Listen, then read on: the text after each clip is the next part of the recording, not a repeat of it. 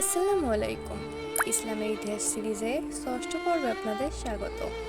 আজ আমরা জানব ইসলামের ইতিহাসের অন্যতম মহান ঘটনা হযরত মুসা আলাইহিস সালামের জন্ম, আল্লাহর অলৌকিক সাহায্য, ফিরাউনের অহংকার এবং বনী ইসরায়েলের মুক্তির কাহিনী।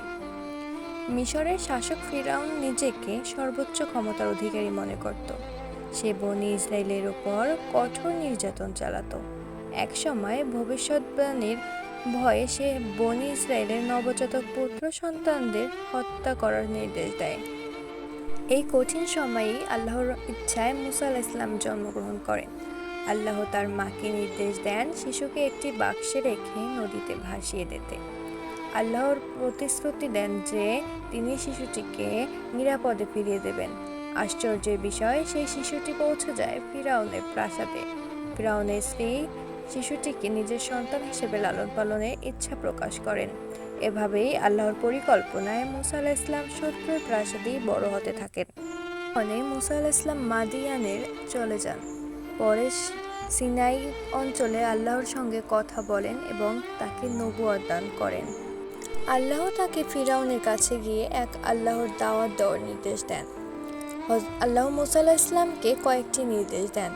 তার লাঠি আল্লাহর ইচ্ছায় সাপে পরিণত হয়। তার হাত উজ্জ্বল আলোয় ঝলমল করতে থাকে। তবুও ফিরাউন অহংকার করে সত্য অস্বীকার করে। অবশেষে আল্লাহর নির্দেশে মুসা আলাইহিস সালাম বনী ইসরায়েলকে নিয়ে মিশর ত্যাগ করেন। পেছনে ফেরাউনের বিশাল বাহিনী, সামনে সমুদ্র। আল্লাহর নির্দেশ দিলেন লাঠি দিয়ে সমুদ্র আঘাত করতে। সঙ্গে সঙ্গে সমুদ্র আল্লাহর ইচ্ছায় দ্বিখণ্ডিত হয়ে যায় এবং একটি নিরাপদ পথ সৃষ্টি হয়।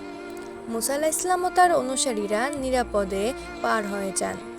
ফিরাউনও সেই পথে প্রবেশ করলে আল্লাহর হুকুমে পানি আবার একত্রিত হয়ে যায় এবং ফিরাউন ও তার বাহিনী ডুবে যায়। এই ঘটনা থেকে যা শেখা যায়, অহংকার মানুষের ধ্বংস ডেকে আনে। আল্লাহর ওপর ভরসা করলে অসম্ভব সম্ভব হয়। সত্য শেষ পর্যন্ত বিজয়ী হয়। আল্লাহ তার বান্দাদের কখনো একা ছেড়ে দেন না।